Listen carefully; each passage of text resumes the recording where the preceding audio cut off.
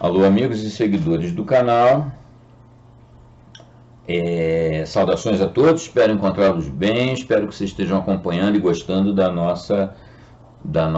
nosso projeto Lovecraft, né? Hoje nós vamos concluir o ano de 1917.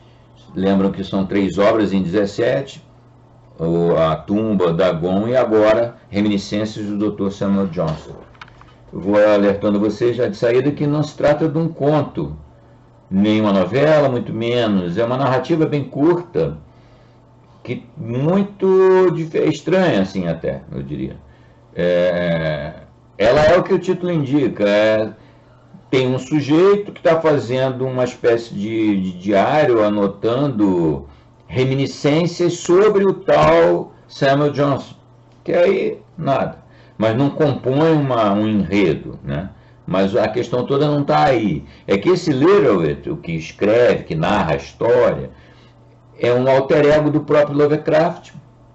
Ele é com certeza, porque ele faz um comentário no início da narrativa sobre sua data de nascimento, sua Littlewhite, que seria 1890, a data de nascimento do Lovecraft. Porém, aí ele diz, e aí introduz a estranheza da narrativa.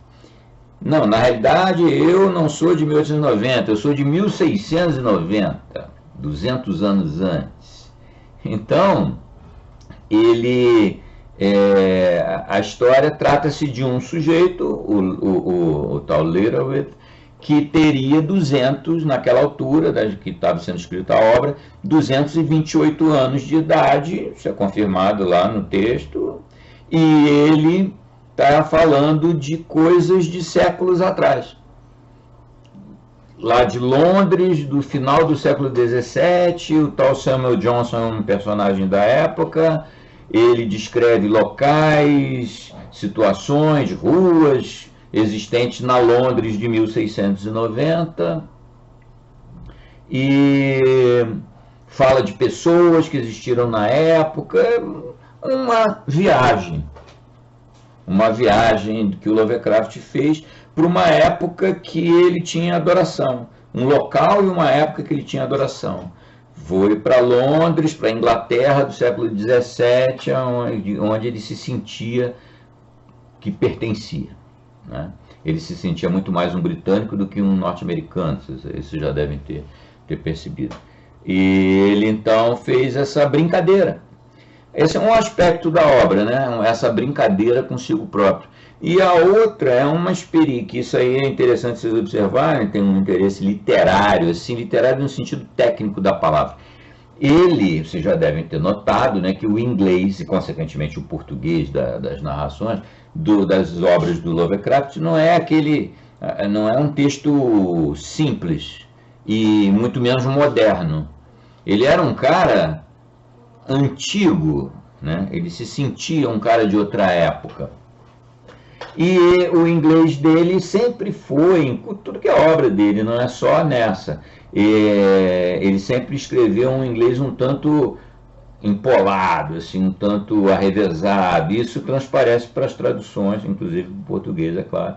Vocês já devem ter percebido que a forma dele, quem se dá o trabalho de depois que saem as legendas, nossas legendas são sempre o texto original da obra, né? Vocês podem dar uma, para quem está estudando inglês ou para quem já lê em inglês, assistir nossos vídeos com legenda tem esse interesse também.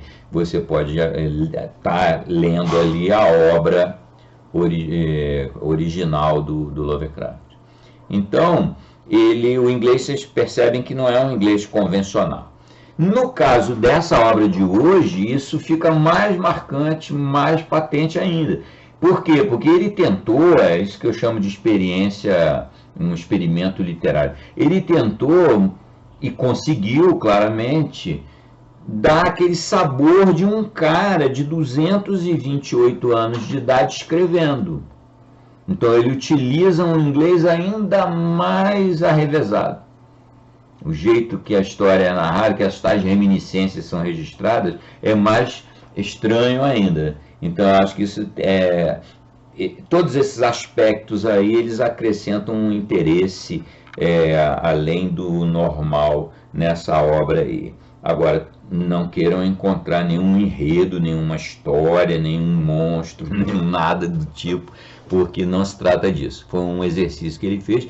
Essa obra acabou publicada lá no United Amateur, uma revista para amadores, no tipo da The Vagrant, que ele publicou as 2 obras anteriores, e depois apareceu só em coletâneas, para não deixar de, como diz meu filho, né, coleção é coleção. É até por isso que nós vamos narrá-la aqui. Não dá para você ter um projeto Lovecraft, passar por toda a carreira do cara e pular uma ou outra obra, né? Por mais fora do normal que ela seja. Então essa obra é a nossa narrativa de hoje, é a nossa postagem da semana. Eu espero que vocês apreciem, né? Com essa introdução, já indo sabendo o que vocês vão encontrar, e pedindo aquele like, pedindo comentários. Isso aí é um mar, né? Assim, tem bastante coisa para vocês comentarem aí, e comentários e likes, vocês sabem que é o que dá vida, né? As postagens do YouTube. Então, vamos lá. 1917, Reminiscências do Dr. Samuel Johnson, H.P. Lovecraft.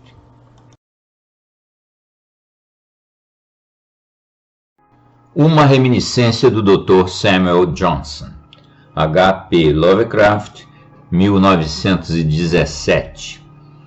O privilégio da reminiscência, por mais confuso ou cansativo que seja, é geralmente permitido aos mais velhos. Na verdade, é frequentemente por meio de tais lembranças que as ocorrências obscuras da história e as anedotas menores do grande são transmitidas à posteridade.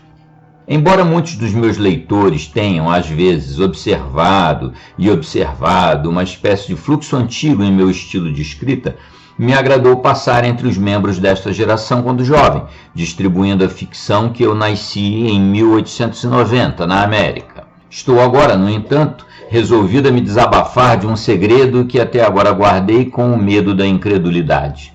E para transmitir ao público um verdadeiro conhecimento de meus longos anos, a fim de gratificar seu gosto por informações autênticas de uma época com cujos famosos personagens eu estava em termos familiares. Fica sabendo, então, que nasci na propriedade da família em Devonshire, no dia 10 de agosto de 1690, ou, no novo calendário georgiano, dia 20 de agosto, estando, portanto, agora com meus 228 anos. Chegando cedo a Londres, vi, quando criança, muitos dos célebres homens do reinado do rei Guilherme, incluindo o lamentado Sr. Dryden, que se sentava muito na cafeteria Tables of Will. Com o Sr. Addison e o Dr. Swift, mais tarde eu conheci muito bem, e era um amigo ainda mais familiar do Sr. Pope, a quem conheci e respeitei até o dia de sua morte. Mas, uma vez que é sobre meu associado mais recente, o falecido Dr. Johnson, que desejo escrever neste momento. Vou deixar minha juventude por agora. Tive o primeiro conhecimento do doutor em maio do ano de 1738, embora não o tenha conhecido naquela época. O Sr. Pope tinha acabado de completar seu epílogo às suas sátiras, a peça começando: "Não, 2 vezes por 12 meses você aparece na impressa", e tinha providenciado sua publicação. No mesmo dia em que apareceu, havia também publicado uma sátira em imitação de Juvenal, intitulada Londres, pelo então desconhecido Johnson. E isso atingiu de tal forma a vila que muitos cavalheiros do gosto declararam era a obra de um poeta maior que o Sr. Pope. Não obstante o que alguns detratores disseram sobre o ciúme mesquinho do Sr. Pope, ele deu aos versos de seu novo rival um grande elogio. E tendo apreendido através do Sr. Richardson quem era o poeta, disse-me que o Sr. Johnson logo seria dissuadido. Eu não tive nenhum conhecimento pessoal com o doutor até 1763, quando fui apresentado a ele na taverna Maitre pelo Sr. James Boswell, um jovem escocês de excelente família e grande aprendizado, mas de pequena inteligência, cujas efusões métricas eu às vezes revisitei. O Dr. Johnson, conforme eu o observei, era um homem cheio e corpulento, muito doente e de aspecto desleixado. Lembro-me de que ele usava uma espessa peruca, desamarrada e sem pó, e muito pequena para sua cabeça. Seus mantos eram de um marrom enferrujado, muito enrugados e com mais de um botão faltando. Seu rosto, muito cheio para ser bonito, estava igualmente desfigurado pelos efeitos de alguma desordem escrofulosa, e sua cabeça estava continuamente rolando de uma maneira convulsiva. Desta enfermidade, de fato, eu já sabia antes, tendo ouvido falar dele do Sr. Pope, que tomou o problema para fazer investigações particulares. Tendo quase 73 anos, 19 anos mais velho que o Dr. Johnson, digo doutor, embora seu diploma não tenha chegado até 2 anos depois, eu naturalmente esperava que ele tivesse alguma consideração pela minha idade, e, portanto, não estava naquele medo dele que outros confessaram. Ao perguntar-lhe o que achava de minha observação favorável de seu dicionário no O Londrino, meu artigo periódico, ele disse: Senhor, não me lembro de ter lido seu artigo e não tenho grande interesse nas opiniões das partes menos pensantes da humanidade. Estando mais que um pouco irritado com a incivilidade de alguém cuja celebridade me tornou solícito em sua aprovação, me aventurei a retalhar na mesma moeda e disse então a ele: Fiquei surpreso que um homem de bom senso julgaria a consideração de alguém cujas produções ele admitiu nunca ter lido.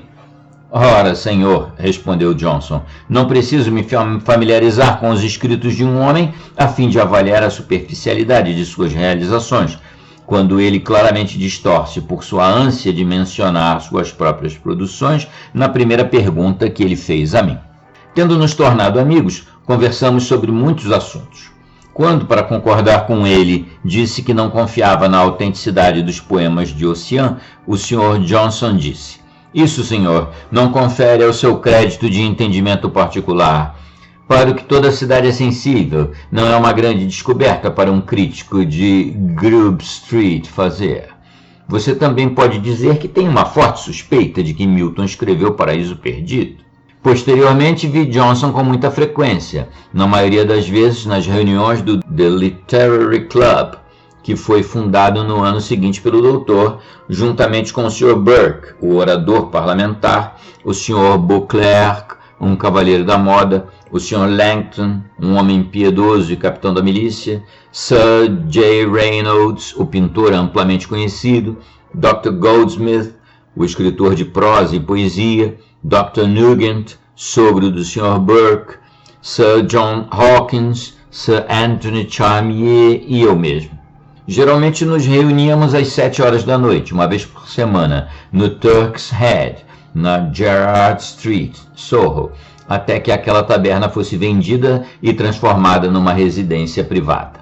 Após o evento, movemos nossos encontros sucessivamente para Princess and Sackville Street, Letellier and Dover Street e Parlows at the Thatched House em St. James Street. Nessas reuniões, preservamos um notável grau de amizade e tranquilidade, que contrasta muito favoravelmente com algumas das dissensões e rupturas que observo nas associações de imprensa literária e amadora de hoje. Esta tranquilidade foi ainda mais notável porque tínhamos entre nós senhores de opiniões muito opostas. Dr. Johnson e eu, assim como muitos outros, éramos grandes conservadores, embora o Sr. Burke fosse um liberal e contra a guerra americana. Muitos dos seus discursos sobre o assunto foram amplamente publicados. O membro menos simpático foi um dos fundadores, Sir John Hawkins, que desde então escreveu muitas representações errôneas de nossa sociedade. Sir John, um excêntrico companheiro, certa vez recusou pagar sua parte no cálculo da janta, porque era seu costume em casa não comer a ceia. Mais tarde, ele insultou o Sr. Burke de uma maneira tão intolerável que todos nós tomamos as dores para mostrar nossa desaprovação. Após o qual incidente, ele não veio mais às nossas reuniões. No entanto, ele nunca brigou abertamente com o doutor, e foi o executor de sua vontade, embora o Sr. Boswell e outros tenham um motivo para questionar a autenticidade de seu anexo. Outros membros do clube, mais tarde, foram o Sr. David Garrick, o ator e antigo amigo do Dr. Johnson, Monsieur Tow e Josh Wharton, Dr. Adam Smith, Dr. Percy, autor das Relíquias, Sr. Edward Gibbon, o historiador, o Dr. Burney, o músico, o Sr. Malone, o critic e o Sr. Boswell. O Sr. Garrick obteve admissão apenas com dificuldade, pois o doutor, não obstante sua grande amizade, estava para sempre afetado a condenar o palco e todas as coisas relacionadas com ele. Johnson, de fato, tinha o hábito mais singular de falar por Dave quando os outros estavam contra ele e de argumentar contra ele quando os outros eram a seu favor. Não tenho dúvidas de que ele amava sinceramente o Sr. Garrick, pois ele nunca aludiu a ele como fez a Foote, que era um companheiro muito grosseiro, apesar de seu gênio cômico. O Sr. Gibbon não era muito apreciado, pois tinha um caminho odioso e desdenhoso que ofendeu até mesmo aqueles de nós que mais admiravam suas produções históricas. O Sr. Goldsmith, um homenzinho muito vaidoso de suas vestes e muito deficiente em brilho de conversação, era meu favorito particular, visto que fui igualmente incapaz de brilhar no discurso. Ele tinha muito ciúme do Dr. Johnson, embora, no entanto, gostasse e respeitasse-o. Lembro-me de que certa vez um estrangeiro, um alemão, creio, esteve em nossa companhia e que, enquanto Goldsmith falava, ele observou o doutor se preparando para dizer algo, inconscientemente olhando para Goldsmith como um mero estorvo quando, comparado ao homem maior, o estrangeiro o interrompeu sem rodeios e incorreu em sua hostilidade duradoura, gritando: "Dr. Johnson vai falar!" Nessa luminosa companhia, fui tolerado mais por causa de meus anos do que por minha inteligência ou aprendizado, sendo nenhuma partida para o resto. Minha amizade pelo célebre Monsieur Voltaire sempre foi uma causa de aborrecimento para o médico, que era profundamente ortodoxo, e quem diríamos do filósofo francês: "Vir est acerrime ingenie epocharum literarum." Sr. Boswell, um pequeno companheiro que eu conhecia há algum tempo antes, nós pretendíamos fazer esporte de minhas maneiras desajeitadas, perucas e roupas antiquadas. Uma vez ficando um pouco pior para o vinho, ao qual estava viciado, ele se esforçou para me ridicularizar por meio de um improviso inverso, escrito na superfície da mesa. Mas, sem a ajuda que normalmente tinha em sua composição, ele cometeu um erro gramatical incorreto. Eu disse a ele não deveria tentar falsificar a fonte de sua poesia. Em outro momento, Bodsey, como o chamávamos, reclamou de minha severidade para com novos escritores nos artigos que eu preparei para a revista mensal. Ele disse: "Eu empurrei todos os aspirantes para fora das encostas do Parnaso." "Senhor," eu respondi, "você está enganado. Aqueles que perdem seu domínio o fazem por falta de força, mas, desejando esconder sua fraqueza, eles atribuem a ausência de sucesso ao primeiro crítico que os menciona.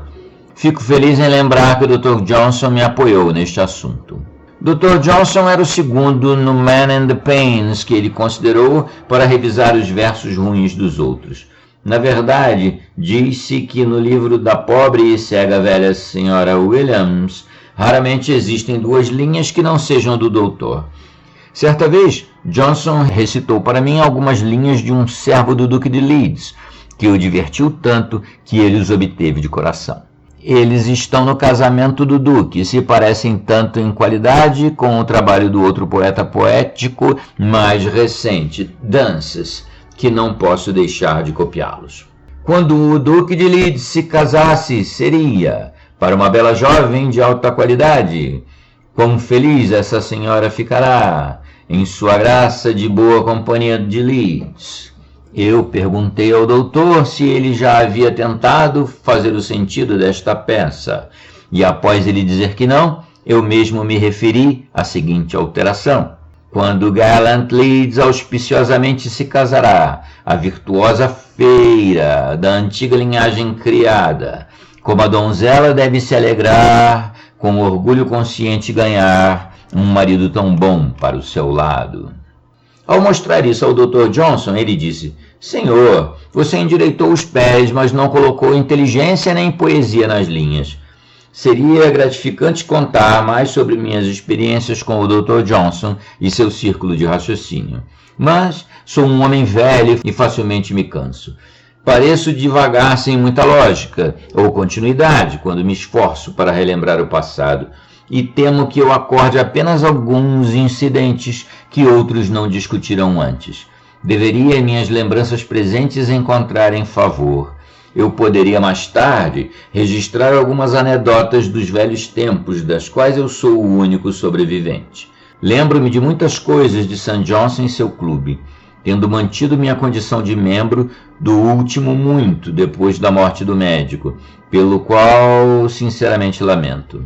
Lembro-me de como John Burgoyne, Esquire, o general cujas obras dramáticas e poéticas foram impressas após sua morte, foi rejeitado por 3 votos, provavelmente por causa de sua infeliz derrota na Guerra Americana, em Saratoga. Pobre John, seu filho se saiu melhor, eu acho, e foi feito baronete. Mas estou muito cansado, estou velho, muito velho, e é hora da minha sesta da tarde. Fim.